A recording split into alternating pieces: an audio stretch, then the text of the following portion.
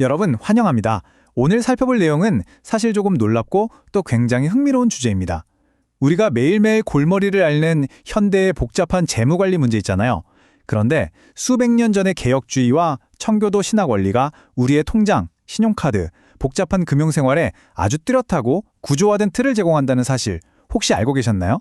자, 단순히 먼지 쌓인 옛날 철학을 이야기하려는 게 아닙니다.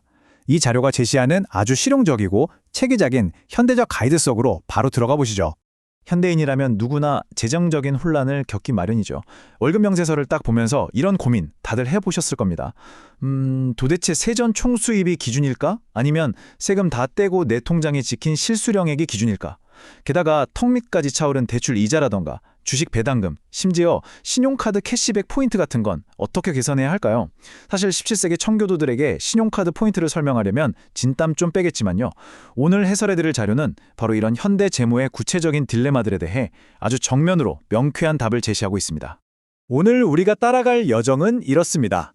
먼저 핵심 원리를 짚어보고 세전과 세후 논쟁, 부채와 불로소득 문제, 그리고 현대인을 위한 구체적인 지침을 거쳐 마지막으로 진정한 기쁨이란 무엇인지까지 차례대로 쭉 한번 훑어보겠습니다.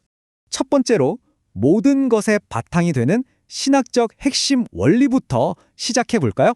여기서 가장 먼저 주목해야 할 건 재정을 바라보는 시각 자체가 완전히 뒤집힌다는 겁니다. 이건 구약시대의 억압적인 의무나 무거운 짐 같은 게 아니에요. 자료에 따르면 청교도들에겐 이건 내 모든 소유가 사실은 하나님의 것이라는 걸 인정하는 아주 기쁨에 찬 도덕적 원리이자 신앙의 고백이었습니다. 그러니까 억지로 내는 세금 같은 게 아니라 넘치는 감사함을 표현하는 방식이었다는 거죠. 이 마음을 가장 잘 보여주는 개념이 바로 첫 열매입니다.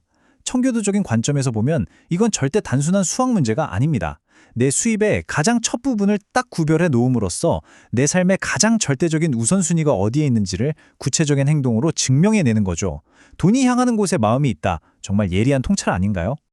자, 그럼 가장 논쟁이 치열한 두 번째 주제, 세전 수입과 세후 실수령액, 즉 어떻게 계산할 것인가의 문제로 넘어가 보죠.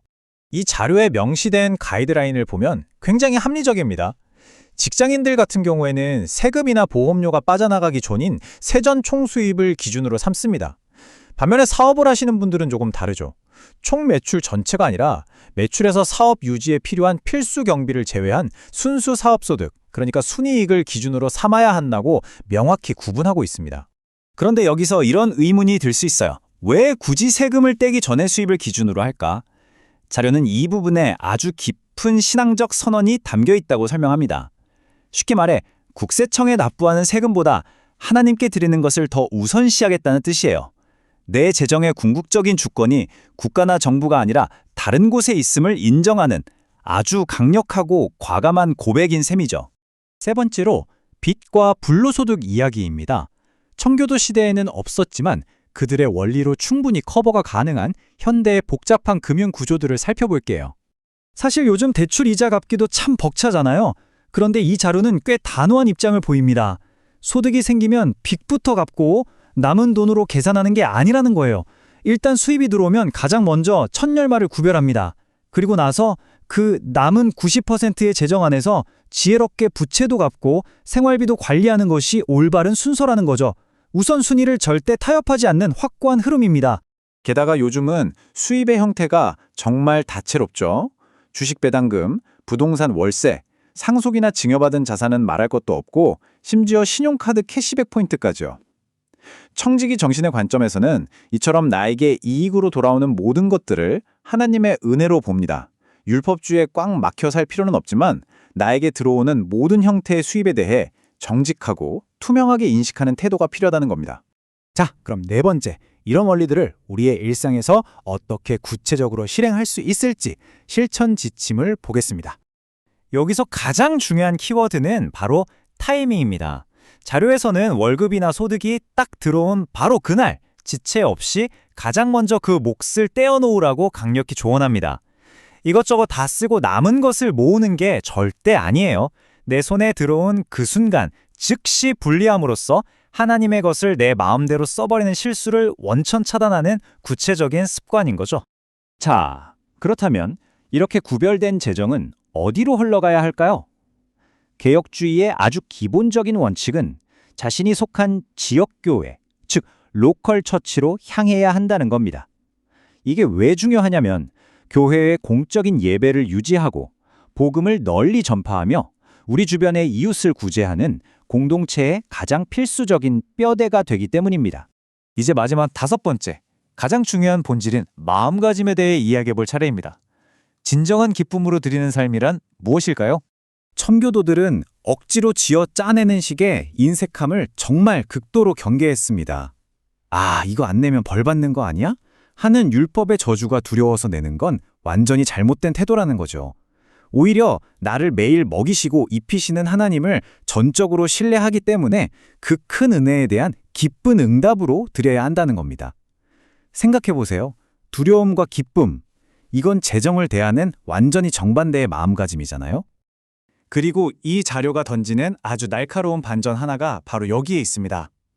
우리는 흔히 자, 10%를 구별해 드렸으니 나머지 90%는 이제 내 마음대로 펑펑 써도 되겠지?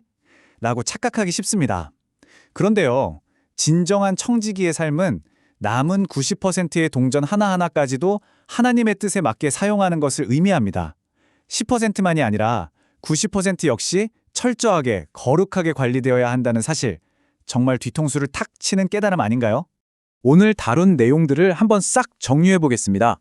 기준은 세전 총수입으로 정직하게 정하고 시기는 소득이 발생한 즉시 최우선으로 구별하며 대상은 내가 속한 지역 교회를 향하고 그리고 이 모든 것의 핵심인 태도는 억지나 두려움이 아닌 진정한 기쁨으로 행하는 것. 어떠신가요? 수백 년 전의 고전적인 지혜지만 현대의 재정 관리에도 완벽하게 들어맞는 훌륭한 프레임워크죠.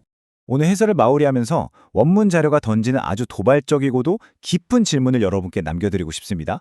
여러분이 매달 재정을 관리할 때 그 마음속 가장 깊은 곳에는 혹시 두려움이 자리 잡고 있나요? 아니면 넘치는 기쁨이 있나요? 어쩌면 우리의 통장 내역이 우리의 진짜 마음 상태를 가장 투명하게 보여주는 거울일지도 모릅니다. 오늘 분석해드린 이 원리들이 여러분의 재무관리 여정에 새롭고 명확한 통찰이 되었기를 바랍니다. 함께해 주셔서 감사합니다.